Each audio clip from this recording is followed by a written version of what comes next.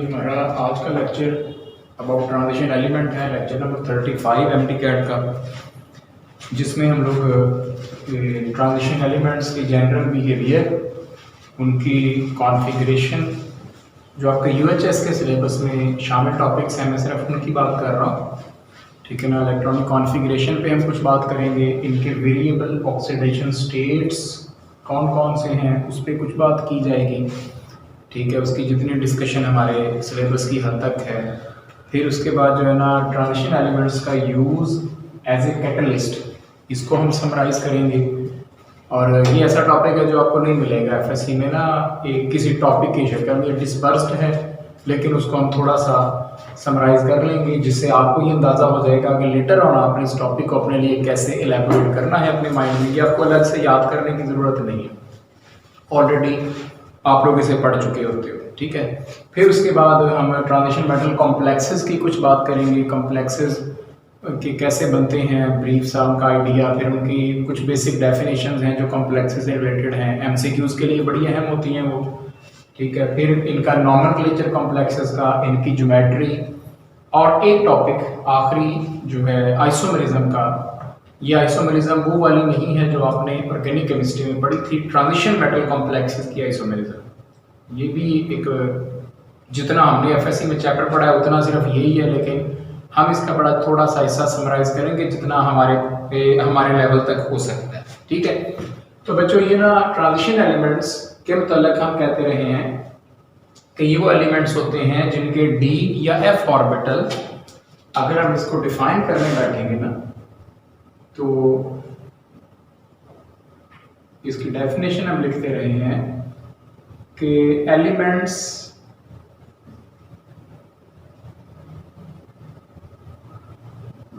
Having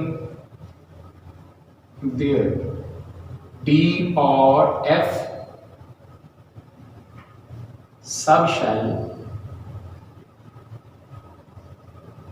under the process of completion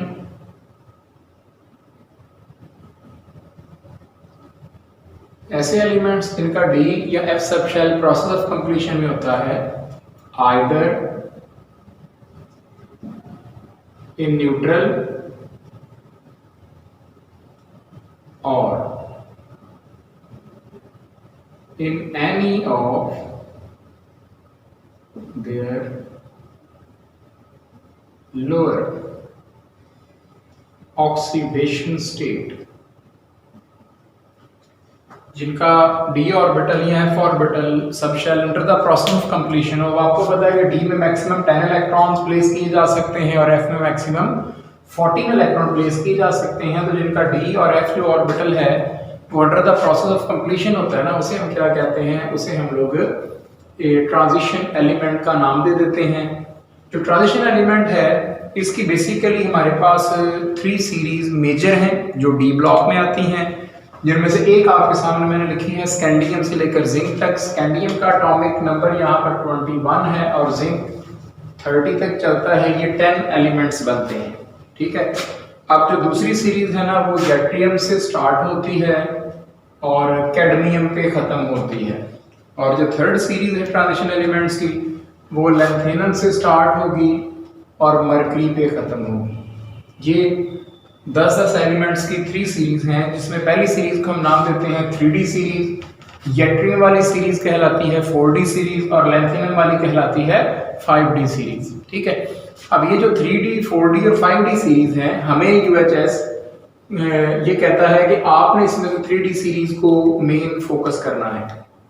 तो बुनियादी तौर पर सिलेबस में यही है, बाकियों को फ्लिप ऑप्शन में या इससे मैच करके कॉन्फ़िगरेशन में रेयरली कोई क्वेश्चन आपसे पूछा जाता है, और वो जो बाकी क्वेश्चन आते हैं वो इस 1B पे आ जाते हैं क्योंकि ये कॉइनेज मेटल्स हैं, या 2B पे आ जाते हैं बिकॉज ये नॉर्मल एलिमेंट्स की तरह बिहेव कर सकते हैं, ठीक है ना। तो बाकी जो है उनके ऊपर इतनी ज़्यादा डिबेट इस सेंस में नहीं होती कि आपको इनकी रिएक्टिविटी और इनमें से हर एक के ऊपर बहुत ज़्यादा ऑड किस्म के क्वेश्चंस एग्जामिनर करें। जो क्वेश्चन होगा वो एक जनरल पैटर्न पे होगा, ठीक है बच्चों। तो अब सबसे पहली बात हम इसमें से डेफिनेशन की बात करते हैं इनकी इलेक्ट्रॉनिक कॉन्फ़िगरेशन की, क्योंकि आपको आपके ज्यादातर सवालों के जवाब उसमें से मिले हैं। आप में से जो बच्चा कॉन्फ़िगरेशन इसकी प्रैक्टिस कर लेता है और आउटस्टैंडिंग प्रैक्टिस कर लेता है, आउटस्टैंडिंग प्रैक्टिस से मुराद आप ये लोगे कि आपको एलिमेंट का नाम से फौरन ये अंदाजा हो जाए कि इसके डी में कितने हैं और इसके 4s में कितने हैं। मसलन मैं आपके सामने बोलता हूं जी क्रोमियम 24 इसका एटॉमिक नंबर बनता है, तो आपका माइंड इतना परफेक्ट हो कि आप फौरन ये कहें कि इसके 3d में 5 इलेक्ट्रॉन है और 4s में 1 इलेक्ट्रॉन है। ठीक है, आपके सामने वर्ड आता है जिंक, आप सोचो कि 30 एटॉमिक नंबर है और फौरन आपका माइंड साथ ये भी रीड कर जाए कि इसके 3d में 10 इलेक्ट्रॉन्स हैं और 4s में 2 इलेक्ट्रॉन्स हैं। अगर इस लेवल पे आपकी प्रैक्टिस इन 10 एलिमेंट्स के लिए है, तो जब ये बातें क्वेश्चंस की शक्ल में शिफ्ट होती है ना, मसलन आपको पूछा जा रहा होता है जी कि 4 ऑप्शन में से किसके अंदर अनपेयर्ड इलेक्ट्रॉन मैक्सिमम है या किसके डी में इलेक्ट्रॉन मैक्सिमम है, और कहा उसने क्या होता है स्कैंडियम +1, टाइटेनियम +2, क्रोमियम +3, इस तरह से ना ऊपर चार्ज लिखे होते हैं। और हम में से ज्यादातर बच्चे इस बात पे बहुत कंफ्यूज होते हैं कि अब ये कैसे पता चलेगा, और जब उन्हें ये कहा जाता है ना कि इनके कॉन्फ़िगरेशन बना के पता चलेगा, तो उन्हें ये बात बड़ी नापसंदीदा लगती है कि लो हमारे पास वहाँ इतना टाइम थोड़ी है कि हम हर एक की कॉन्फ़िगरेशन बनाते हैं और फिर उसके बाद ये भी सोचें कि इसमें से इलेक्ट्रॉन कितने निकले हुए हैं और +3 चार्ज है तो कहाँ से इलेक्ट्रॉन गए वगैरह वगैरह।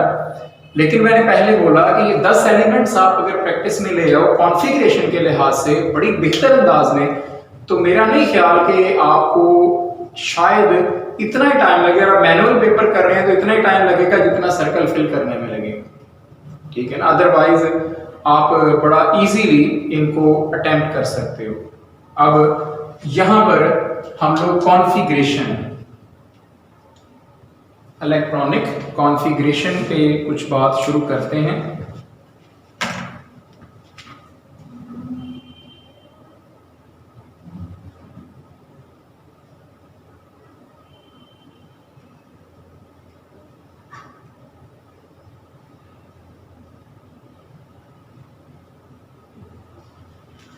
और वो ऑलमोस्ट एक जैसे ही होनी है सिवाय आउटर मोस्ट के। स्कैंडियम एटॉमिक नंबर है इसका बच्चों 21। कॉन्फ़िगरेशन बनाने बैठेंगे 1s2, 2s2, 2p6, 3s2, 3p6,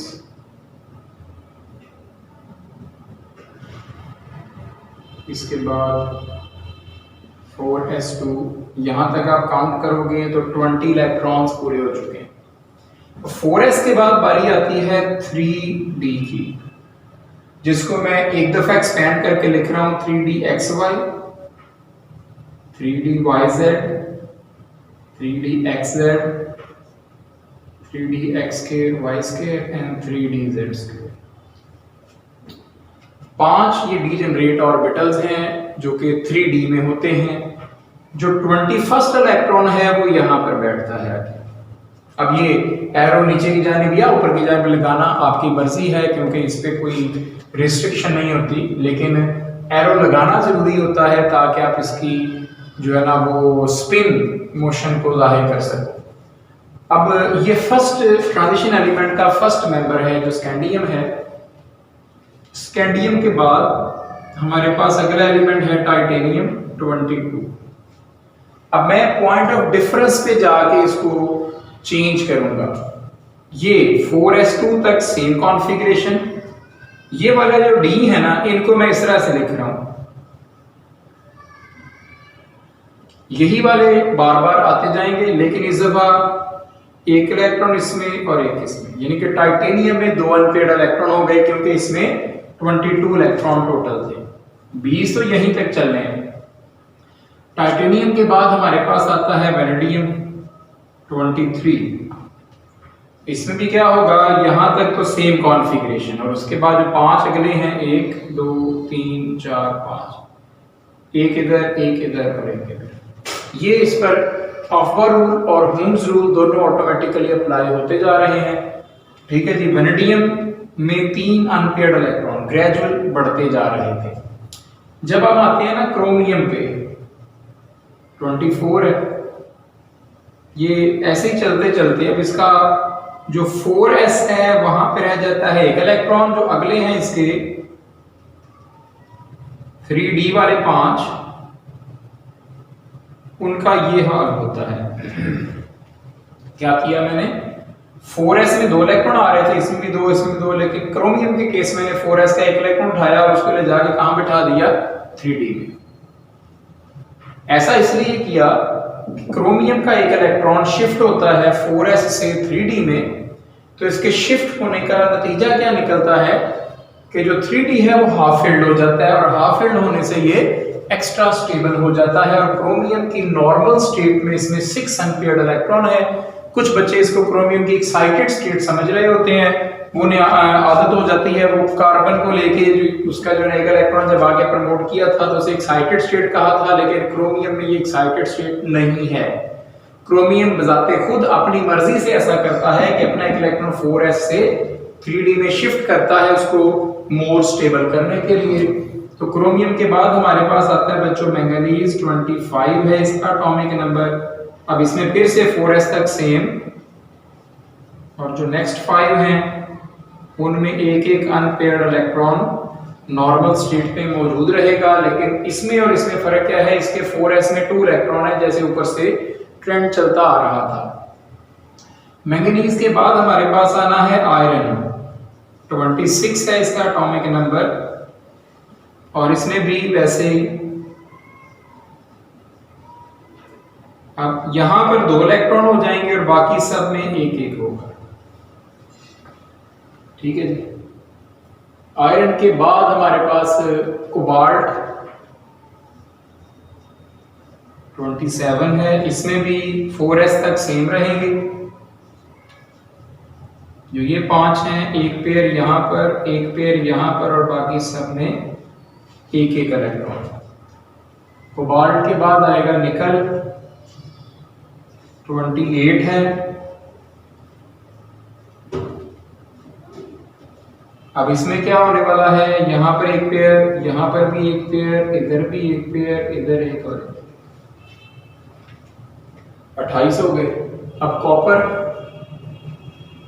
आपके पास है 29, इसमें भी यहां तक तो सेम चलेगा 4s तक, लेकिन इस केस में भी ना 4s जो है उसमें एक इलेक्ट्रॉन रह जाएगा,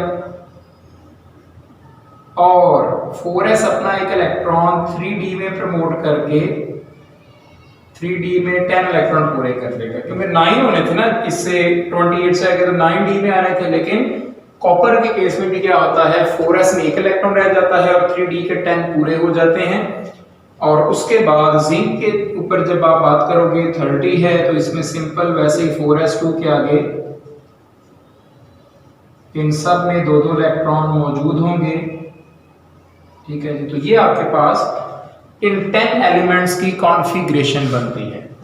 अब आप इनके ऑक्सीडेशन स्टेट स्टडी करना चाहते हो, इनकी रिएक्टिविटी देखना चाहते हो, वेरिएबल स्टेट्स पे जाना चाहते हो, बाइंडिंग एनर्जी ऑब्जर्व करना चाहते हो, तकरीबन तमाम चीज़ों का ताल्लुक इस डिवीजन के साथ हमें लगता हुआ बनता हुआ नजर आएगा, जिसे हम साथ साथ डिस्कस भी करते जाएंगे जैसे जैसे हम अगले टॉपिक्स में इसमें बढ़ेंगे। ठीक है जी।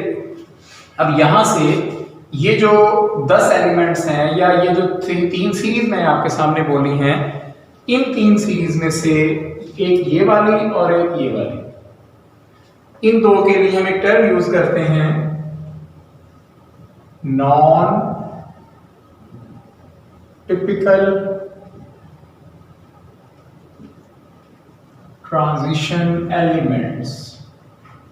और मैंने आपसे ये बोला कि इसमें ग्रुप्स आते हैं 3b और 2b।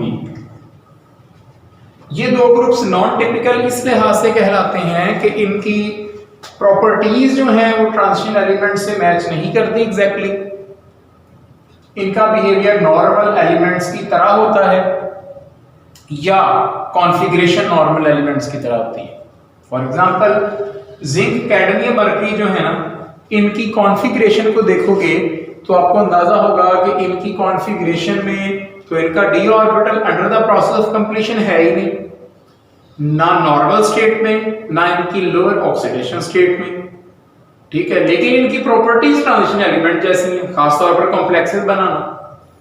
जबकि जो स्कैंडियम टाइटेनियम लैंथेनियम वाला ग्रुप है ना, सॉरी स्कैंडियम यट्रियम लैंथेनियम वाला सेकंड थर्ड बी जो है, इसमें प्रॉपर्टीज तो ट्रांजिशन एलिमेंट जैसी नहीं है, ज्यादातर प्रॉपर्टीज नॉर्मल एलिमेंट जैसी हैं, लेकिन इनके 3D में एक इलेक्ट्रॉन मौजूद है, यानी कि 3D under the process of completion है नॉर्मल स्टेट में।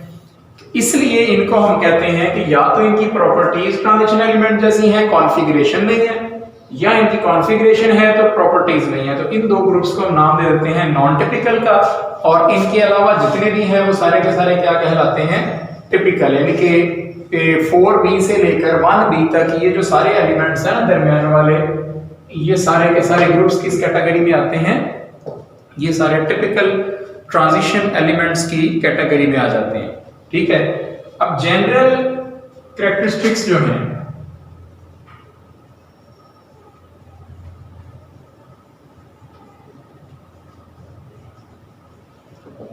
जो जनरल कैरेक्टरिस्टिक्स हैं ट्रांजिशन एलिमेंट्स की, वो इनका जो है ना हार्ड होना है,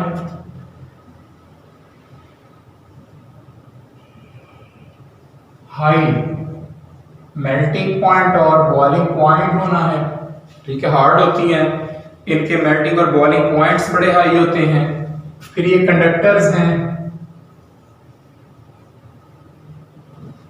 फिर इनमें एक प्रॉपर्टी है अलॉय फॉर्मेशन की, अलॉयज बनाने की कैपेसिटी ये रखते हैं, ठीक है ना। तो अलॉयज क्या होते हैं, ये आपने पढ़ा है कि जब दो या दो से ज्यादा डिफरेंट मेटल्स को आपस में मिलाकर होमोजीनियसली एक नया मटेरियल बना लें जिसकी प्रॉपर्टीज प्योर मेटल से वेरी करें, उन्हें हम कहते हैं जी कि ये अलॉयज हैं। और फिर ना इनके अंदर मौजूद है एक बड़ी क्वालिटी वेरिएबल ऑक्सीडेशन स्टेट। ये जो चंद प्रॉपर्टीज हैं ये इनका यूज एक्सटेंसिव कर देती हैं as a material, as a catalyst, as storage containers और एंड सो ऑन। बहुत जितने भी हमारे गिरदुरवा में हमारी लाइफ में यूजेस हैं उनमें इनका बड़ा अमल दखल है। मसलन आप इस 3D सीरीज में से पूछे जाए आपसे कि मोस्ट वाइडली यूज्ड एलिमेंट या मोस्ट अबंडेंट कौन है, ये भी क्वेश्चन टीचर्स बड़ा करते हैं। तो बगैर सोचे हमारा आंसर क्या होना चाहिए, आयरन। आप अपने घरेलू इस्तेमाल की चीज़ों में इर्द गिर्द देख लेंगे, खिड़कियां, दरवाजे, छतों में, बिल्डिंग्स में आयरन डायरेक्ट या इसके अलॉयज किस तरह से यूज हो रहे हैं। तो यकीनन आप इस बात पे कन्विंस हो जाएंगे कि आयरन का यूज हमारी लाइफ में कम नहीं है, ठीक है जी। तो ये चंद मैंने आपके सामने प्रॉपर्टीज लिखी हैं।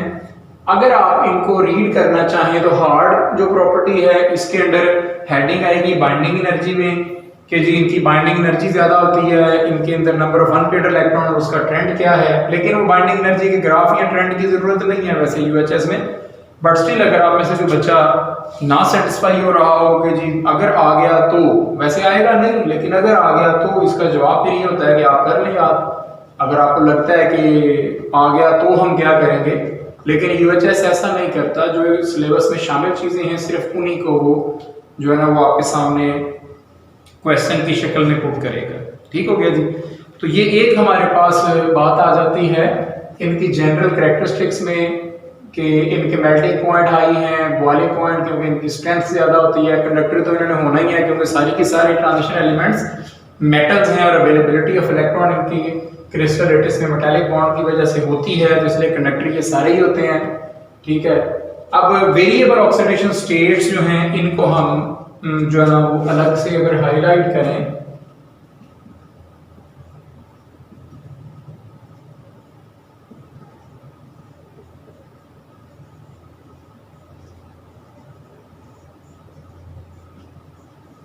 तो इनकी जो पॉसिबल ऑक्सीडेशन स्टेट्स हो सकती हैं, मसलन आपके पास आता है स्कैंडियम, तो इसमें 2 और 3 ये 2 ऑक्सीडेशन स्टेट्स मुमकिन है।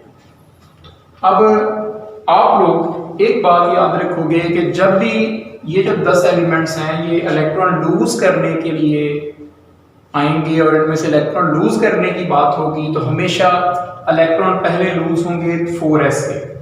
ये आपने एज अ रूल याद रख लेना है कि हमेशा इलेक्ट्रॉन पहले कहां से रिमूव करने हैं, आपने 4s से करने हैं, उसके बाद 3d पे आना है।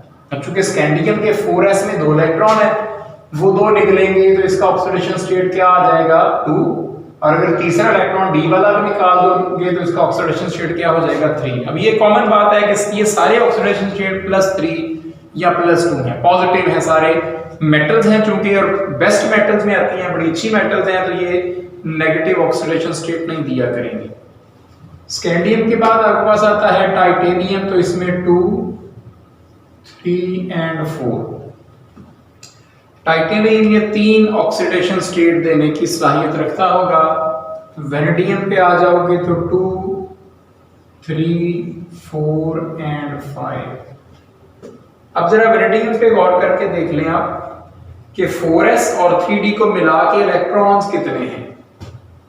4s में इसके 2 इलेक्ट्रॉन्स हैं और 3d में 3 इलेक्ट्रॉन है, तो टोटल हो गए 5। तो मैक्सिमम ऑक्सीडेशन स्टेट कहां तक गया है 5 तक।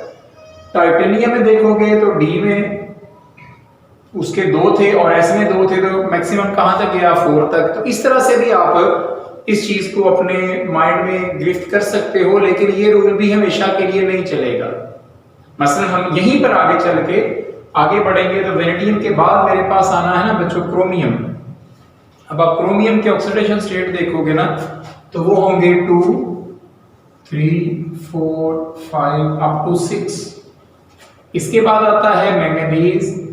तो मैंगनीज जो है इसमें ऑक्सीडेशन स्टेट स्टार्ट हो जाएंगे, इससे आगे तक चलेंगे, 1 से स्टार्ट होंगे, 2, 3, 4, 5, 6 एंड अप टू 7। ठीक है, फिर उसके बाद आयरन पे जाओगे,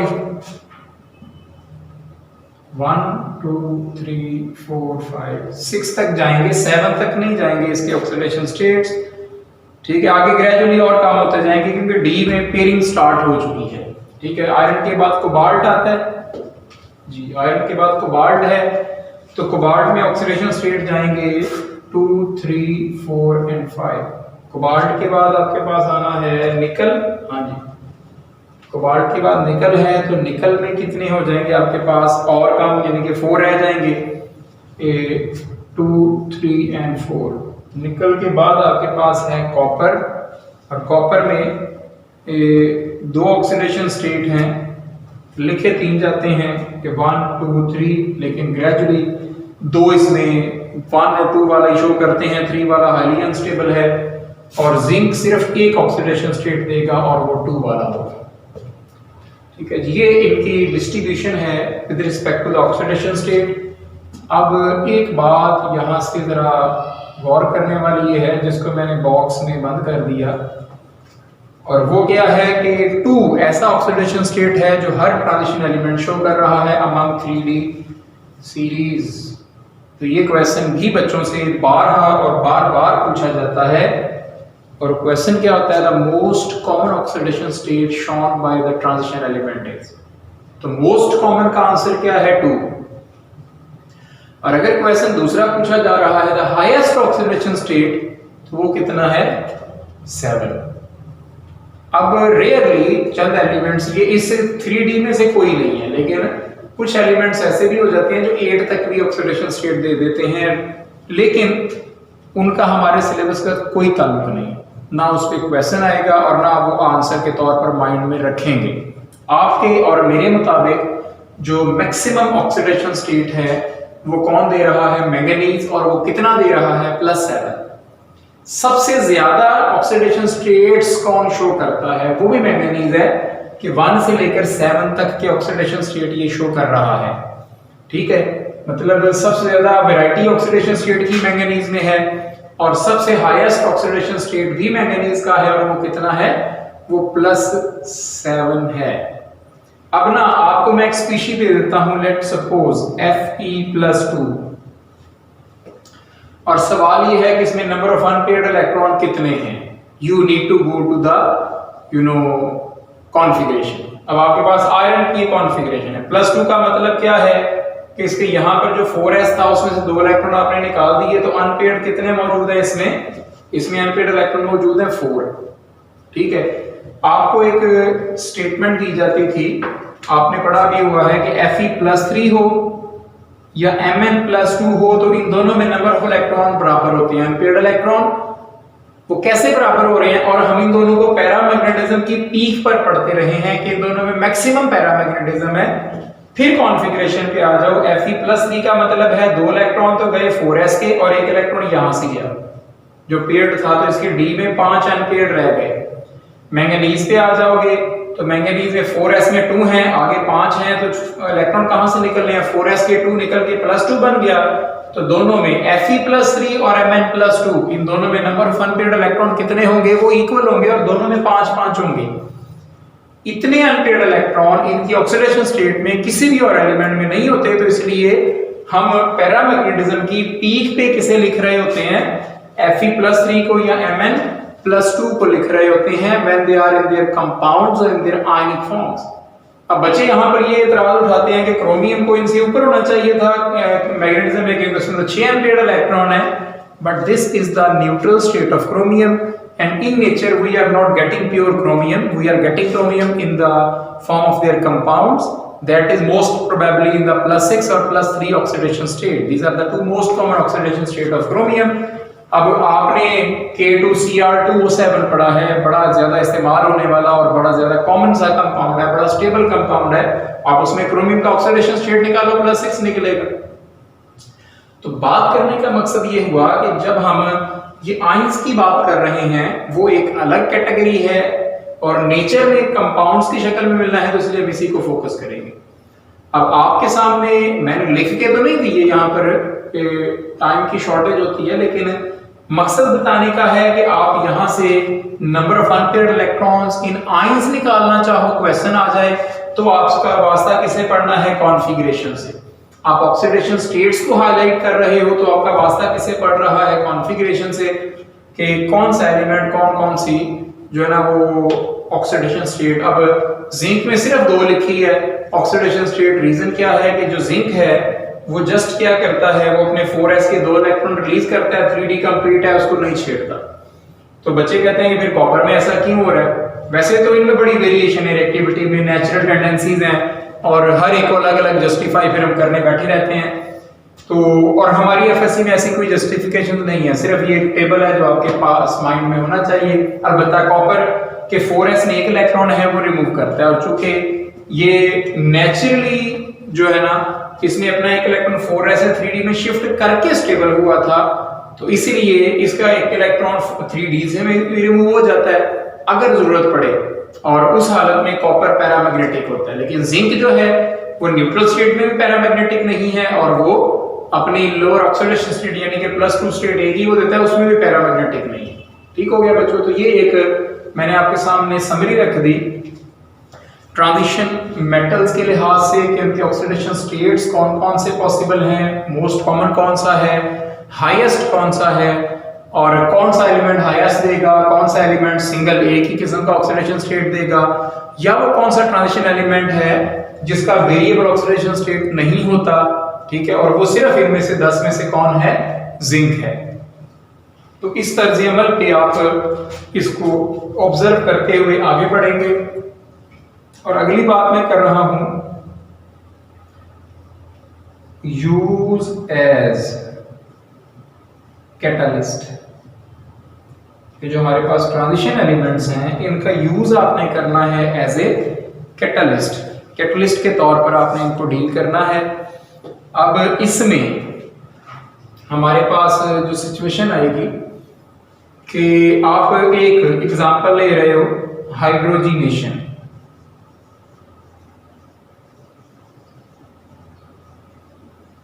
और आप वेल अवेयर हो कि आप लोग हाइड्रोजिनेशन के लिए निकल प्लैटिनम प्लैटिनम को यूज करते रहे हो एज ए कैटलिस्ट। और ये जो हाइड्रोजिनेशन रिएक्शन है आप इसकी इंडस्ट्रियल इंपॉर्टेंस भी पढ़ते रहे हो कि आप लोग इसे यूज करते हो वनस्पति घी बनाने के लिए। और जो ऑयल्स होते हैं वेजिटेबल ऑयल उनकी हाइड्रोजनेशन करवा के नीचे एडिशन ऑफ हाइड्रोजन करवा के प्रोडक्ट बनाती है। और बड़ी सिंपल बात है, ये रिएक्शन आपने बुक में को 3-4 जगह पढ़ा है। अल्केन वाले चैप्टर नंबर 8 में आपने 3 जगह पढ़ा, बेंजीन वाले चैप्टर में लिखा हुआ है। तो इसलिए ये एक रिएक्शन मैंने लिखा जहां पर हम कैटलिस्ट के तौर पर ट्रांजिशन एलिमेंट्स को यूज करते रहे हैं। फिर आपने ना अमोनिया सिंथेसिस पढ़ी, और अमोनिया सिंथेसिस का कैटलिस्ट क्या था? आयरन। मैं यहाँ रिएक्शन ही लिख के दे रहा हूँ, सिंपल रिएक्शन है जो आपने ऑलरेडी बारहा पढ़ रखे हैं। आप आयरन को यूज करते रहे हो एज अ कैटलिस्ट। वो जो बाकी सारा कुछ था वो आयरन के कैटालिटिक प्रमोटर्स हैं। यानी कि हम कहते थे जी कि iron with high melting oxides, लेकिन वो जो हाई मेल्टिंग ऑक्साइड्स हैं ना वो सारे के सारे क्या हैं? वो कैटालिटिक प्रमोटर्स हैं, वो कैटलिस्ट नहीं हैं। तो इस लिहाज से अमोनिया सिंथेसिस का कैटलिस्ट भी कौन हो गया? एक ट्रांजिशन एलिमेंट हो गया। आप लोग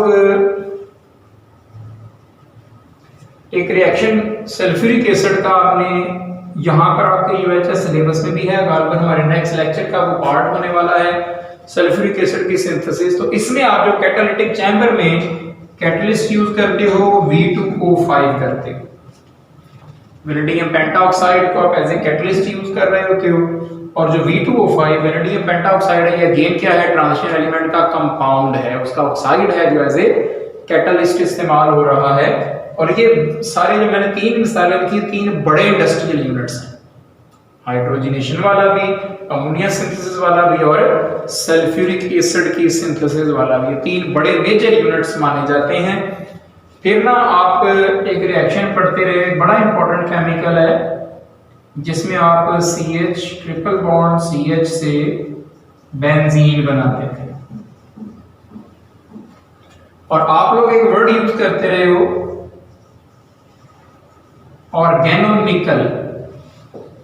अब ये ऑर्गेनोनिकल यहां पर क्या है? ये कैटलिस्ट है, ठीक है, जो कि जिसमें अगेन क्या है? ये आपके सामने निकल ट्रांजिशन एलिमेंट इन्वॉल्व है।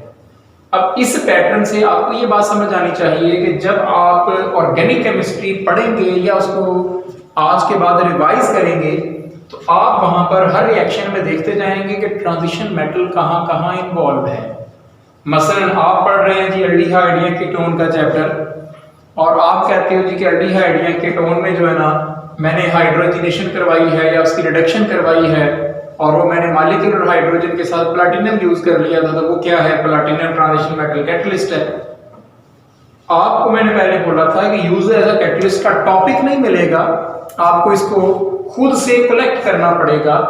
ऑर्गेनिक ले लें या इनऑर्गेनिक ले लें, जहां जो जो हिस्सा आपके सिलेबस में है आप सिर्फ वो हिस्सा उठाएंगे, उसमें से जहां जहां एज अ कैटलिस्ट इसका इस्तेमाल हुआ है उसको आप अपने सामने माइंड में ब्रीफ करते जाएंगे। And this would be more than enough with respect to the use of transition metals as a catalyst. ठीक है, अब इसमें से मसलन आप सोचते हैं क्वेश्चन क्या आ जाएगा या क्वेश्चन कैसा आएगा, तो ऐसा ही है जैसे कि अमोनिया सिंथेसिस में कौन सा कैटलिस्ट यूज हुआ, एग्जैक्ट कैटलिस्ट जो है वो आपको याद रखने पड़ेंगे और आपको उसको आंसर देना पड़ेगा। और ये बात हम आपसे इससे पहले कई दफा कर चुके होते हैं और आप इसके आदी हो चुके होते हो एफएससी से ही कि हमने किस तरह से इन कैटलिस्ट को याद करके अपने साथ साथ चलाना होता है। ठीक है जी, ये एक पार्ट हमारे पास था कैटलिस्ट के तौर पर। अगली बात की तरफ चल रहे हैं और वो मेरे पास है कलर स्पेक्ट्रा।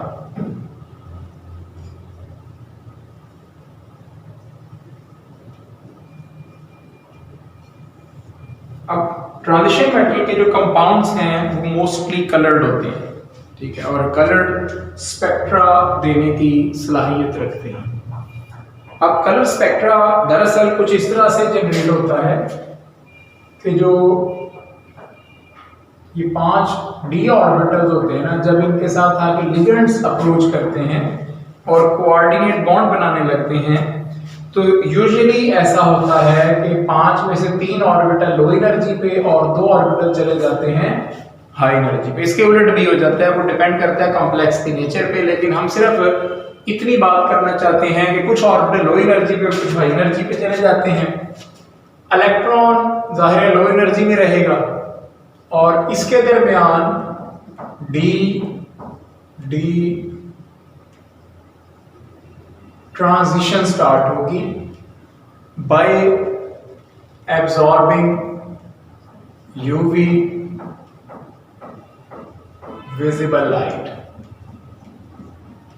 कंपाउंड का ये जो इलेक्ट्रॉन है ये यूवी विजिबल लाइट एब्जॉर्ब करेगा और ये इनके दरमियान ट्रांजिशन स्टार्ट कर देगा और जब इलेक्ट्रॉन मूव करता है, ट्रांजिशन करता है, तो कुछ एनर्जी एब्जॉर्ब और कुछ इमिट होती है और वो जो एनर्जी एब्जॉर्ब या इमिट हो रही है उसके मुताबिक हमें कंपाउंड का कलर नजर आना शुरू हो जाता है। तो जो बुनियादी वजह बनी ट्रांजिशन मेटल के कॉम्प्लेक्सेस के कलर स्पेक्ट्रा होने की, वो बच्चों हमारे पास क्या है, वो है डी ट्रांजिशन। ठीक है, अब जो डी ट्रांजिशन है इसमें कलर आएगा कौन सा, तो उसके लिए हम एक डायग्राम बनाते हैं।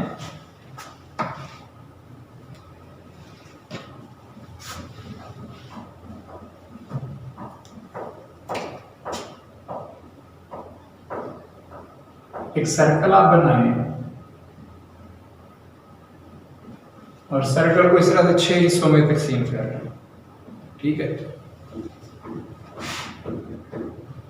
फर्ज करें आप यहाँ पर 400 लिखते हो तो ये जो पॉइंट है ये 430 तक आएगा और ये जो रीजन है ये वॉयलेट कलर का रीजन होता है।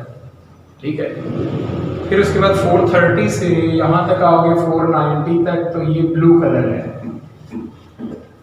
अब ये जो 430, 400, 490 ये क्या है, ये नैनोमीटर में वेवलेंथ हैं जो हम यहाँ पर लिख रहे हैं। 490 से आगे 560 तक ये ग्रीन कलर है। ये जो विब गॉयर आप साथ की पट्टी पढ़ते हो ना, ये वही है, लेकिन उसमें से इंडिगो हमने स्किप किया है, बाकी 6 कलर्स हम लिखेंगे। 560 से आगे चलोगे तो 580 तक हमारे पास येलो कलर है। ठीक है, 580 से आगे 650 तक ऑरेंज है और उससे आगे 650 से 750 या 800 ब्रॉडली स्पीकिंग हम लिख देते हैं, लेकिन मोर प्रिसाइजली 750 होता है। तो ये वाला जो लास्ट कलर है ये कौन सा होगा, बस रेड। विब गॉयर में लास्ट वन रेड है। ये इनकी वेवलेंथ की डिवीजन है कि 400 से 430 तक वायलेट कलर है, 430 से 490 तक ब्लू है, then green, then yellow, then orange and then red colour आ जाता है। ठीक है, अब आपने ना यहाँ पर याद ये रखना है कि लाइट एब्जॉर्ब कौन सी हुई और ट्रांसमिट कौन सी होगी, उसके मुताबिक हमें कलर नजर आ जाएगा। अगर मैं आपको ये कहूं, लेट सपोज कि कोई कॉम्प्लेक्स कंपाउंड है और ये complex compound yellow light absorb कर रहा है। ठीक है ना, मैंने सपोज किया कि कंपाउंड येलो लाइट एब्जॉर्ब कर चुका है, तो वो मुझे विजिबल कैसा होगा। येलो के ऑपोजिट देखोगे वॉयलेट कैन बी सीन। मुझे क्या नजर आएगा, अगर येलो लाइट एब्जॉर्ब हुई है तो मुझे कंपाउंड नजर कैसा आएगा, वो वॉयलेट कलर का नजर आएगा। तो यहां से इसके साथ साथ हमने फैसला करना है कि जो लाइट ट्रांसमिटेड है, जो लाइट यहां से ट्रांसमिट हुई होगी वो होगी रेड एंड ब्लू। ठीक है, अब ये आप ही है कि आप इसको कैसे अपने माइंड में फिक्स करते हो। जो लाइट का कलर एब्जॉर्ब होगा उसके बिल्कुल ऑपोजिट वाला कलर जो है ना, वो हमें कंपाउंड का सॉल्यूशन में नजर आ रहा होगा। मतलब आप टेस्ट ट्यूब लेते हो, उसमें आप ये वाला जो कंपाउंड था कॉम्प्लेक्स को डिसॉल्व करते हो पानी में और उसको आप लोग इसके ऊपर से लाइट गिराते हो, तो आपको टेस्ट ट्यूब में जो कंपाउंड है वो नजर कैसा आएगा, वॉयलेट कलर का। उसके अंदर हुआ क्या है, दरअसल उसमें ये हुआ था कि उस कंपाउंड ने येलो लाइट एब्जॉर्ब कर ली थी, उसने रेड और ब्लू ट्रांसमिट कर दी थी, और रेड और ब्लू की मिक्सिंग से मुझे वो कंपाउंड कैसा नजर आ रहा था, वॉयलेट। असल में ये मैकेनिज्म है, ये फिनोमेना है। मसला आप कोई और मिसाल ले लेते हो, मैं कहता हूं जी कि एक कंपाउंड ने ऑरेंज लाइट एब्जॉर्ब की, तो ट्रांसमिट कौन सी करेगा? अगर ऑरेंज एब्जॉर्ब हुई है तो ट्रांसमिट होगी वॉयलेट एंड ग्रीन, ठीक है। लेकिन कंपाउंड नजर कैसा आएगा? ब्लू। वॉयलेट और ग्रीन की मिक्सिंग से कंपाउंड कैसा हो जाएगा? ब्लू। तो इस तरह से आप लोग ये ज़हन में रखोगे कि आपने ये डिसाइड करना है कि लाइट एब्जॉर्ब कौन सी हुई है, ट्रांसमिट कौन सी हुई है और कंपाउंड नजर कैसा है। ये तीन बातें हैं। आपसे कोई एक पॉइंट देके 2 पॉइंट भी पूछ सकता है और 1 पॉइंट भी पूछ सकता है। तो ये कह सकता है कि कंपाउंड का सॉल्यूशन है वो ब्लू कलर का नजर आ रहा है, तो बताएं कि उसने लाइट एब्जॉर्ब कौन सी की थी या उसने ट्रांसमिट कौन सी की थी। तो आप इस तरह से इसकी थोड़ी सी प्रैक्टिस कर लीजिएगा। तो ये आपके पास ना बात आ जाती है ट्रांजिशन एलिमेंट्स के कलर स्पेक्ट्रा पे और कलर्स की पहचान पे कि कौन सा कलर एब्जॉर्ब होगा, कौन सा ट्रांसमिट होगा और कंपाउंड नजर कैसा आएगा। अगली बात हम कर रहे हैं और वो बच्चों हमारे पास है कॉम्प्लेक्सेस की। कॉम्प्लेक्स कंपाउंड्स क्या होते हैं? ये क्वालिटी ट्रांजिशन एलिमेंट्स की है कि ये कॉम्प्लेक्स कंपाउंड्स बनाना चाहते हैं। हम एक एग्जांपल अगर लिखें ना, मेरे पास एक कंपाउंड है आयरन साइनाइड FeCN ट्वाइस। अगर मैं इस कंपाउंड को पानी में डिसॉल्व करूं तो इसमें से 2 किस्म के आयन निकलेंगे, आयरन Fe+2 और Cn-। ये 2 किस्म के आयन सॉल्यूशन में मौजूद होंगे। हमने एक और कंपाउंड लिया पोटेशियम साइनाइड। अगर मैं इसको भी अलग से पानी में डिसॉल्व करूं तो इसमें से भी 2 किस्म के आयन निकलेंगे, पोटेशियम आयन और साइनाइड आयन। तो दोनों बीकर्स में टोटल 3 किस्म के आयन हैं, आयरन Fe+2, K+1 और Cn-1। लेकिन अगर मैं दोनों बीकर्स के सॉल्यूशन को मिक्स कर दूं, जस्ट उनको मिक्स करके एजिटेट करें, तो उसके बाद किसी तरीके से पता लगाएं तो पता चलता है उसमें 2 किस्म के आयन हैं। और वो आयन कौन से हैं? K4 FeCN6। जो साइनाइड थे उन्होंने क्या किया, उन्होंने आयरन के साथ मिलकर लिगेंड के तौर पर जुड़े, कोऑर्डिनेट बॉन्ड बनाया और ये सारा जो स्क्वायर ब्रैकेट के अंदर है ये एक आयन के तौर पर अपीयर होना शुरू हो गया। सॉल्यूशन में 2 किस्म के आयन नजर आएंगे, एक पोटेशियम और एक ये वाला सारा कॉम्प्लेक्स आयन। तो इस कंपाउंड को हम कॉम्प्लेक्स कंपाउंड कह देंगे। जो कॉम्प्लेक्सेस होते हैं उनमें साइमल्टेनियसली इलेक्ट्रॉन पेयर भी डोनेट किए जाते हैं, यानी कि कोऑर्डिनेट बॉन्ड्स भी बनते हैं, आयनिक बॉन्ड भी मुमकिन तौर पर बन जाते हैं, कभी नहीं भी बनते, लेकिन उनमें कोऑर्डिनेशन जरूर हो रही है, लिगेंड्स जरूर जाके अटैच हो रहे होते हैं, ठीक है। अब इसमें ये हो सकता है कि जो हमारे पास है ये वाला सिस्टम बन रहा है, इसमें simple cation plus complex A9 हो सकता है, या फिर complex cation plus simple A9. इस तरह से मिलने से कॉम्प्लेक्स कंपाउंड्स बन जाते हैं। जैसे कि इस कंपाउंड में ये जो स्क्वायर ब्रैकेट है इसके ऊपर है नेगेटिव चार्ज, और नेगेटिव चार्ज वाले को हम क्या कहते हैं? एनाइन कहते हैं। इसमें कॉम्प्लेक्स एनाइन है और सिंपल कैटाइन है, ठीक है। तो इस तरह से आप के पास ये 2 किस्म के कॉम्प्लेक्सेस वैरायटी में जनरेट हो सकते हैं। तीसरे वो भी होते हैं जिसमें न्यूट्रल होता है, मतलब कैटाइन एनाइन नहीं होते, न्यूट्रल मेटल के साथ आगे कुछ लिगेंड्स अटैच हो जाते हैं, ये भी मुमकिन हो सकता है। अब यहां से ना कुछ बेसिक सी डेफिनेशंस हैं जिनकी मैं हाईलाइट करता चलूं आपके साथ। मसलन एक टर्म है सेंट्रल मेटल एटम या आयन। ये कोई भी ट्रांजिशन एलिमेंट हो सकता है जिसके अंदर लिगेंड्स अटैच हैं, उसे हम सेंट्रल मेटल एटम या आयन कहेंगे। जैसा कि यही कंपाउंड आपके पास है ना, K4 FeCN6 में आयरन क्या है आपका? सेंट्रल मेटल एटम या आयन है, क्योंकि इसके साथ लिगेंड्स अटैच हुए हैं। वो लिगेंड्स की तादाद 2, 3, 4, 5, 6, 7 जितनी भी है वो एक अलग बात है, ठीक है। फिर उसके बाद एक टर्म हमारे पास आई है जो मैंने ऊपर बोली, और वो है लिगेंड। अब लिगेंड क्या होता है? कोई भी ऐसी स्पीशी होगी जो कि लोन पेयर डोनेट करेगी, ऐसी स्पीशी जो कि इलेक्ट्रॉन का पेयर यानी कि लोन पेयर डोनेट करेगी उसे हम क्या कहा करेंगे, इसका लिगेंड माना करेंगे। अब लिगेंड जो होते हैं ये मोनोडेंटेट भी हो सकते हैं, बाइडेंटेट। मोनोडेंटेट का मतलब है जो एक इलेक्ट्रॉन का पेयर देंगे।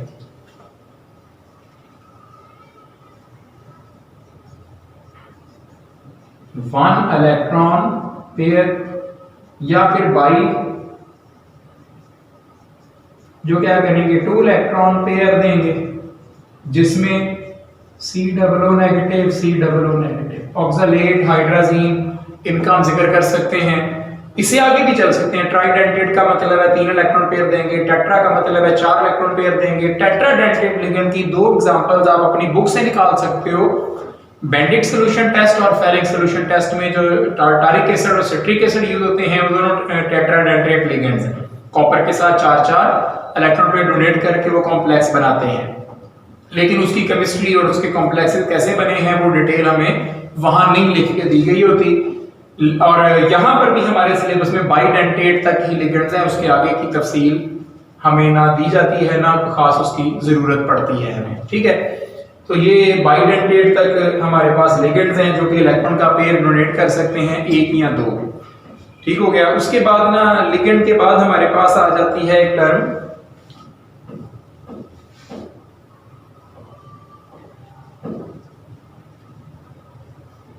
Coordination number. क्या होता है? ये होगा number of electron pairs accepted by central metal, ठीक है। सेंट्रल मेटल जितने इलेक्ट्रॉन के पेयर्स एक्सेप्ट कर रही है ना, मसलन इस कंपाउंड में आयरन का कोऑर्डिनेशन नंबर 6 है, क्योंकि साइनाइड एक मोनोडेंटेट लिगेंड है, 6 साइनाइड जुड़े हैं, उन्होंने 6 इलेक्ट्रॉन पेयर आयरन को दिए, तो इसलिए इसका कोऑर्डिनेशन नंबर क्या होगा, वो बच्चों 6 आ जाएगा, ठीक है। अब कोऑर्डिनेशन नंबर के बाद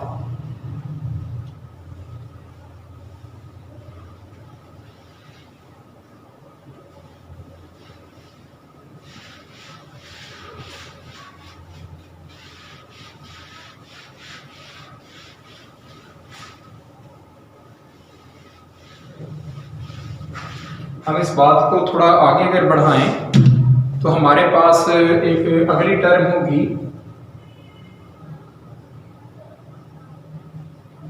कोऑर्डिनेशन स्फीयर। ये क्या होना है बच्चों, कोऑर्डिनेशन स्फीयर क्या होगा, जो हमने लिखा ना ये कंपाउंड है K4FeCN6, तो जो स्क्वायर ब्रैकेट्स वाला हिस्सा है यानी कि metal plus ligands, square bracket में जो होता है उसे हम क्या नाम दे देते हैं, कोऑर्डिनेशन स्फीयर का नाम दे देते हैं। अब यहां से इसका कोऑर्डिनेशन नंबर कितना है, 4 ऑप्शन आपको देके एग्जामिनर पूछता है कि जी 4 ऑप्शन में से बता दें कि इसमें कोऑर्डिनेशन नंबर 6 है, या कोई ऊपर कंपाउंड देके कॉम्प्लेक्स देके कह देता है कि इसमें सेंट्रल मेटल कौन है, सेंट्रल मेटल का कोऑर्डिनेशन नंबर क्या है, सेंट्रल मेटल पर चार्ज क्या है।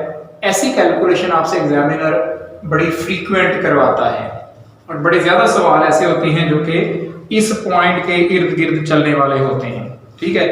फिर इसी तरह से मैंने यहां पर जो बात की ना, चार्ज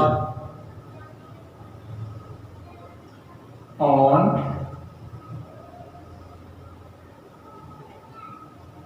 कोऑर्डिनेशन स्फीयर कह लो या मेटल पे कह लो, इसी को हम एक को अगर सॉल्व करें, आपके पास है K4FeCN6। पोटाशियम का ऑक्सीडेशन स्टेट होता है +1 मल्टीप्लाई होगा 4 से, तो ये ब्रैकेट सारी के ऊपर चार्ज आना है -4, ताकि ये दोनों आपस में न्यूट्रल हो रहे हैं। अब साइनाइड के ऊपर चार्ज होता है -1 मल्टीप्लाई बाय 6। अब मुझे आयरन पर ऐसी वैल्यू पुट करनी है कि -4 बाकी बचे, तो वो क्या हो जाएगा +2। तो इस तरह से हम लोग कॉम्प्लेक्स कंपाउंड में सेंट्रल मेटल का ऑक्सीडेशन नंबर भी निकाल सकते हैं, हम चार्ज और कोऑर्डिनेशन स्फीयर भी फाइंड कर सकते हैं, और हम ये भी फैसला कर सकते हैं कि सेंट्रल मेटल ने कितने इलेक्ट्रॉन लूज किए। अब अगर आपसे कहा जाए कि इस कंपाउंड में जो आयरन है इसका ऑक्सीडेशन, इसमें कितने अनपेयर्ड इलेक्ट्रॉन मौजूद हैं, तो उसके लिए आपको फिर कहां जाना है, कॉन्फ़िगरेशन पे। अगर आप कॉन्फ़िगरेशन आयरन की फौरन आपके माइंड में है कि उसके 4s में कितने इलेक्ट्रॉन है, 3d में कितने हैं, तो मेरा ख्याल है कि आप सडनली डिसाइड करोगे कि आयरन में 4 अनपेयर्ड इलेक्ट्रॉन होंगे। अगर ये +2 स्टेट में है और अगर +3 स्टेट में है तो 5 हो जाएंगे। इसलिए मैंने शुरू में भी कहा था लेक्चर के कि कॉन्फ़िगरेशंस आपको इन 10 एलिमेंट्स की इस तरह से बड़े बड़े बेहतर अंदाज में याद होना बड़ा जरूरी है। ठीक हो गया जी। तो ये खैर चार्ज ऑन कोऑर्डिनेशन स्फीयर था। इस तरह से एक आखिरी टर्म यहां से मैं लिखता हूं और वो हमारे पास है चीलेट्स। ये क्या होते हैं? Complexes having ring in their structure. और ये अमूमन तब होता है जब बाइडेंटेट या उससे हायर लिगेंड जुड़ते हैं। जैसे मैंने आपको एग्जांपल दी उसकी बैंडिड सॉल्यूशन या फेरिन सॉल्यूशन की, तो वो इसी कैटेगरी में आते हैं। या आप ये कहते हो कि प्लैटिनम था +2 स्टेट में और उसके साथ जो ऑक्सालेट है ये लिगेंड इधर अटैच हो गया, इधर हो गया।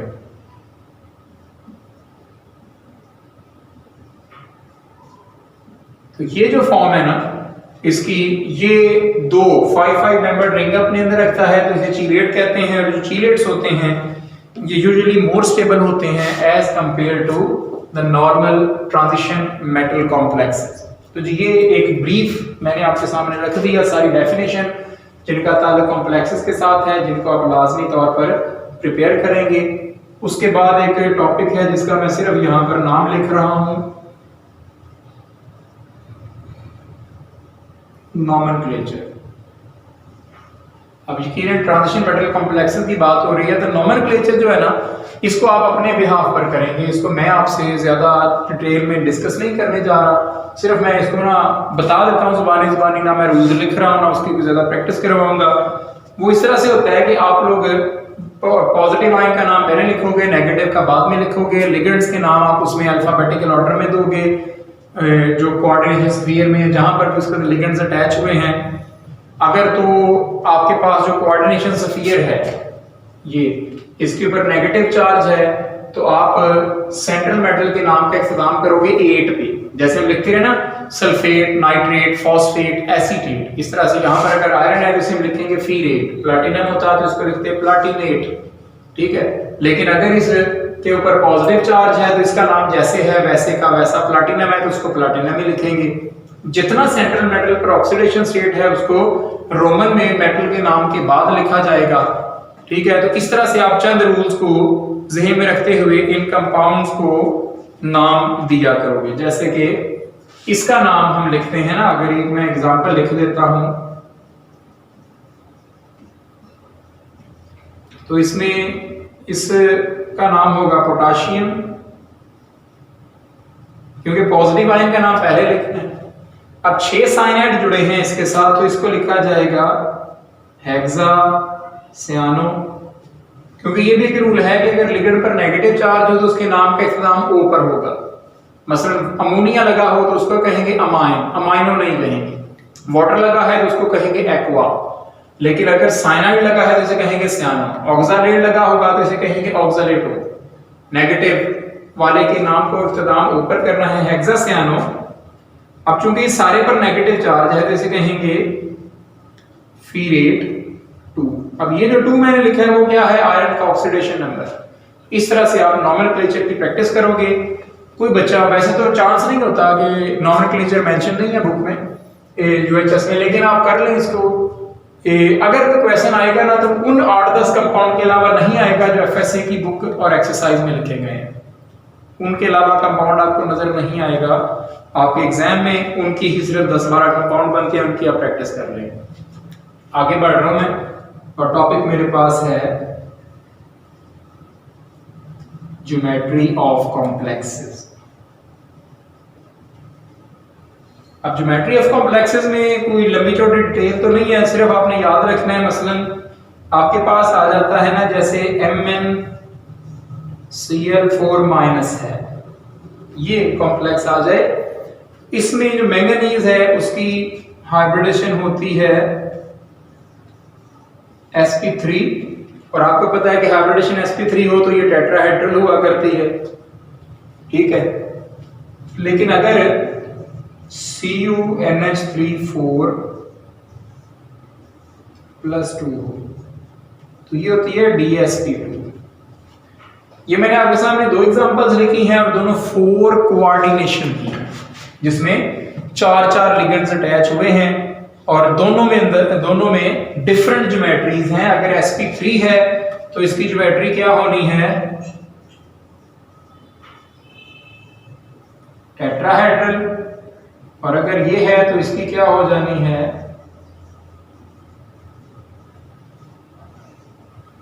अगर आपको एग्जामिनर ने अमोनिया का कॉम्प्लेक्स दिया है तो वो अंडरस्टूड है कि वो स्क्वायर प्लेनर आपने लिखना है, और अगर उसने उसके अलावा कोई भी 4 कोऑर्डिनेशन वाला कॉम्प्लेक्स दिया है तो आपने उसको sp3 लिख के टेट्राहेड्रल मान लेना है। क्योंकि यहाँ पर हमने इनकी बॉन्ड फॉर्मेशन या इनकी इलेक्ट्रॉन लूज करके इनकी जो है ना डिटेल नहीं पढ़ी, ना हमारे सिलेबस में है, तो आप सिर्फ कोऑर्डिनेशन नंबर के लिहाज से याद रख लेंगे कि कोऑर्डिनेशन नंबर 4 अगर है तो दो केसेस हैं, कॉपर वाले केस में DsP2 स्क्वायर प्लेनर और अदर केसेस में sp3 और टेट्राहेड्रल ज्योमेट्री आपने लिखा करनी है, ठीक है। उसके बाद ना हमारे पास अगली जो ज्योमेट्रीज आएंगी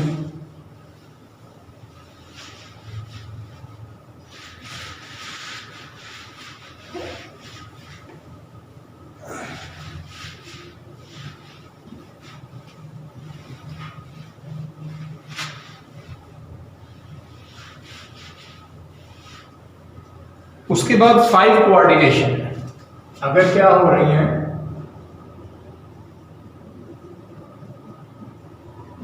और ऐसी एग्जांपल हमें एक ही बुक दे रही है और वो है अगर PCl5 आप ले लेते हो ना, तो इसमें हमारे पास जो हाइब्रिडेशन होगी वो हुआ करेगी DsP3, 5 जुड़ने हैं ना, मिक्स होने हैं, DsP3 होगी और इसे हम कहा करेंगे ट्राइगोनल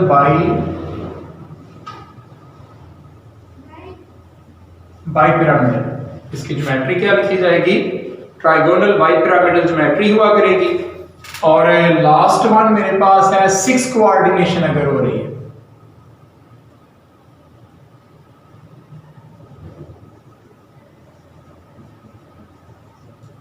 तो इसकी एग्जांपल मुझे देगी है कोबाल्ट के साथ 6 अमाइंस आप जोड़ोगे और +2 इस पर चार्ज पैदा कर दोगे, क्योंकि अमोनिया न्यूट्रल है तो कोबाल्ट पर +2 चार्ज जो आएगा वो ओवरऑल में लिखा जाएगा। अब ये जो होगा ना, इसकी हाइब्रिडेशन हम लिखेंगे D2sp3 और इसे ऑक्टाहेड्रल लिखेंगे। तो आपने सिर्फ नंबर ऑफ लिगेंड्स देख के, अगर 5 कोऑर्डिनेटेड लिगेंड है तो ट्राइगोनल बाइपिरामिडल और यही हाइब्रिडेशन लिख देनी है, 6 है तो यही हाइब्रिडेशन और यही ज्योमेट्री, 4 में सिर्फ कंफ्यूजन है। और ये बच्चे इसी बात पे जो है ना वो अड़े रहते हैं और बार बार सवाल उनके होते हैं बारी बारी कि मुझे कैसे पता चलेगा कि sp3 होनी है या DsP2। तो मैंने उसका हल आपको बता दिया है कि अगर एग्जामिनर ने DsP2 पूछी तो सिवाय कॉपर के कोई नहीं पूछेगा, और sp3 में फिर अगर 4 लिगेंड्स हैं तो वो आप मान लेंगे वो sp3 है। वेरिएशन तो होती है लेकिन एफएससी में इस तरह का क्वेश्चन नहीं आएगा जिसमें कि इतनी वेरिएशन हो, ठीक है जी।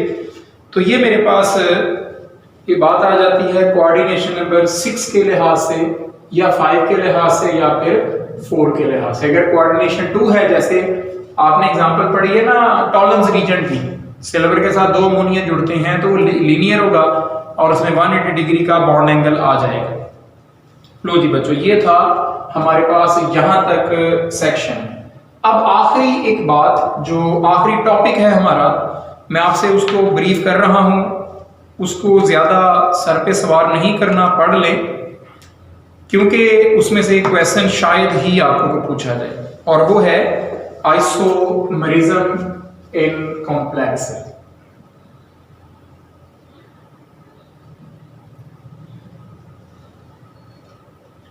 आपको पता है कि आइसोमरिज्म क्या होती है? कंपाउंड का मॉलिक्यूलर फार्मूला सेम होता है लेकिन उसका स्ट्रक्चरल फार्मूला क्या हुआ करता है, डिफरेंट। तो वो कंपाउंड्स एक दूसरे के आइसोमर्स कहलाते हैं। अब जब हम कॉम्प्लेक्सेस की बात करेंगे ना तो हमारे पास आ जानी है पहली चीज पहली कैटेगरी है आयोनाइजेशन आइसोमेरिज्म। इसका मतलब क्या होगा कि कंपाउंड्स का फॉर्मूला सेम होगा, मैं सिर्फ इंट लिखता जाऊंगा, same formula but different ions on ionization. ठीक है, कंपाउंड का फॉर्मूला क्या होगा सेम, लेकिन उसमें डिफरेंट किस्म के आयंस पैदा होंगे जब कोई कंपाउंड क्या करेगा, आयोनाइज करेगा। मसलन ना आप कहते हो कि आपके पास एक कंपाउंड है, कोबाल्ट के साथ जुड़े हैं कोई 5 अमोनिया, एक लिगेंड सल्फेट जुड़ा है और NO3 इसके साथ काउंटर आयन अटैच है।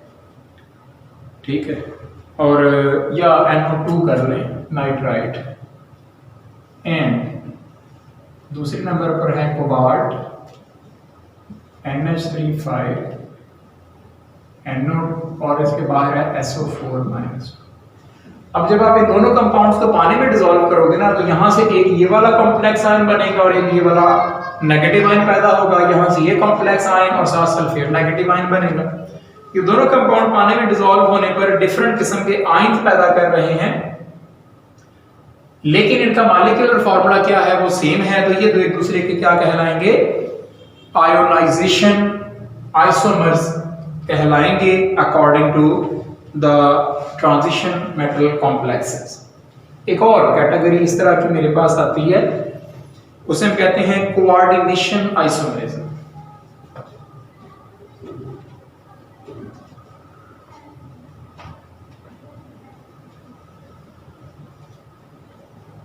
अब कोऑर्डिनेशन आइसोमरिज्म में क्या होगा, सेम कोऑर्डिनेशन नंबर होंगे लेकिन डिफरेंट मेटल्स पे जुड़े होंगे।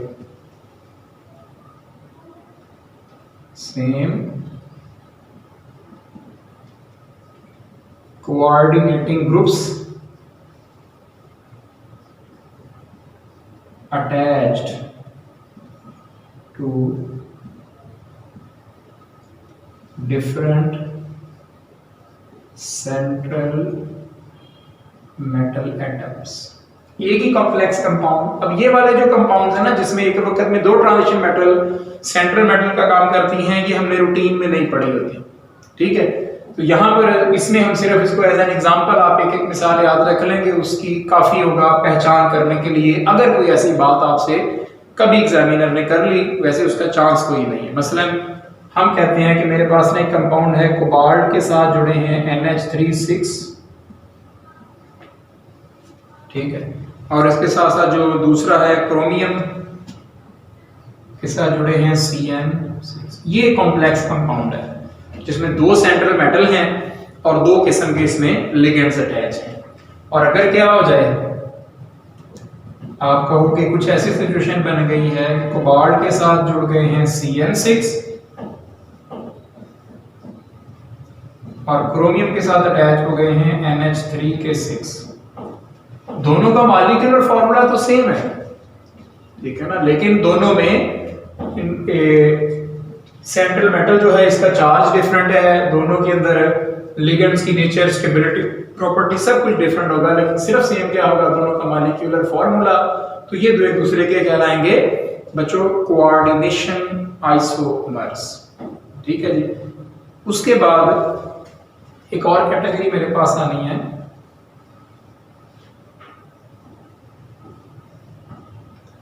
उसे हम कहते हैं polymerisation isomerism.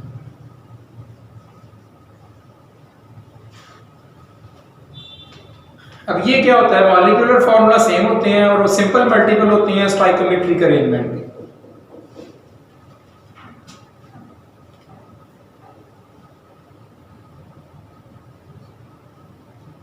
Molecular formulas are simple multiple of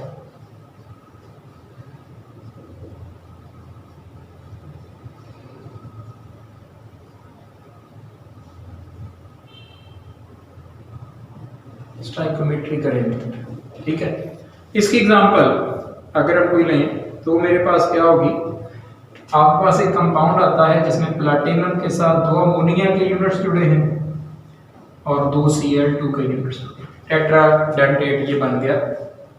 ठीक है, और इसके बाद ना हमारे पास इसी की एक और एग्जांपल हम लें अगर कि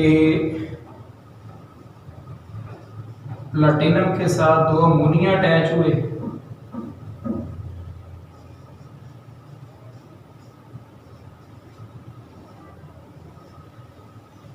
और उसके साथ जो है ना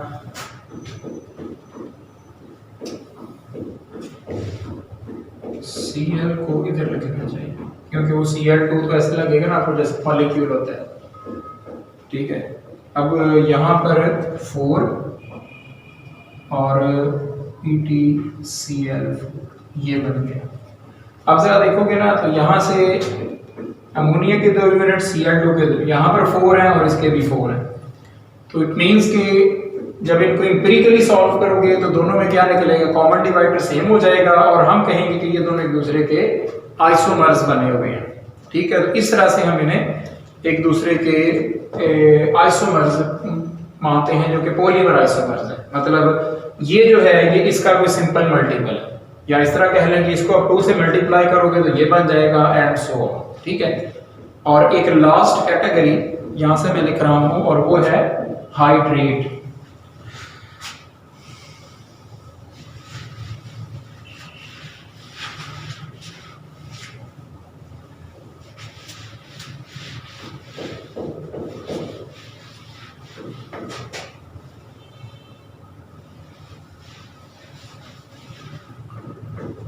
ठीक है ना, एक आखिरी एग्जांपल मैं लिख रहा हूं, हाइड्रेशन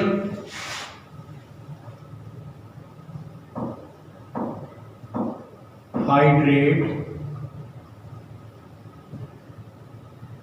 आइसोमर, इस तरह की टर्म यूज की जाती है। इसमें उसके नाम से वाज़ेह होता है कि कंपाउंड में क्या होगा, वाटर ऑफ क्रिस्टलाइजेशन जो है ना वो ट्रांजिशन मेटल कॉम्प्लेक्स में डिफरेंट होंगे।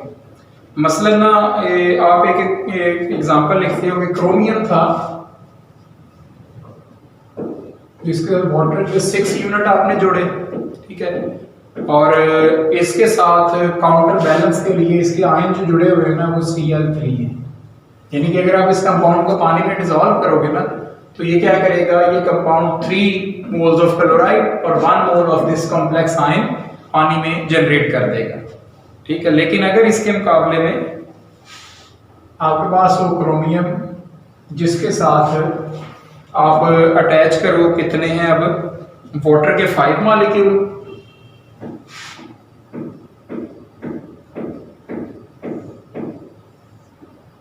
ठीक है, इसके साथ आपके पास अटैच होंगे Cl3H2, ठीक, Cl2 इधर होगा और एक Cl। अब दोनों जो कंपाउंड्स हैं दोनों के कलर्स डिफरेंट हैं, दोनों की स्टेबिलिटी डिफरेंट है, दोनों का अरेंजमेंट डिफरेंट है, लेकिन दोनों के मॉलिक्यूलर फार्मूलाज क्या हैं वो सेम है। ये जो यहाँ पर है ये लिगेंड्स हैं और ये इसका जुड़ा है एक वाटर ऑफ क्रिस्टलाइजेशन की शक्ल। ठीक है, तो इसे हम कहते हैं एक दूसरे के कि ये हाइड्रेट या हाइड्रेशन हाइड्रेट आइसोमर्स होते हैं। ठीक है, ये 3-4 किस्में हैं। अभी जो आखिरी टॉपिक मैंने आइसोमरिज्म का आपसे डिस्कस किया ये एफएससी में कहीं पर भी नहीं था और बच्चे इस पे बड़ा कंफ्यूज होकर बार बार एक ही बात पे आते हैं कि अदर एग्जांपल्स आपको जरूरत नहीं है, सिर्फ ना इस तरह से पहचान करना सीख ले एक एक एग्जांपल से कि ये एक दूसरे के आइसोमर्स हैं तो इनका नाम क्या है, ये एक दूसरे के आइसोमर्स हैं तो इनका नाम क्या है, या अगर ऐसी आइसोमरिज्म होगी तो इसके अंदर किस किस्म के कंपाउंड, उसमें फर्क क्या होगा अरेंजमेंट में, बस इतना काफी है।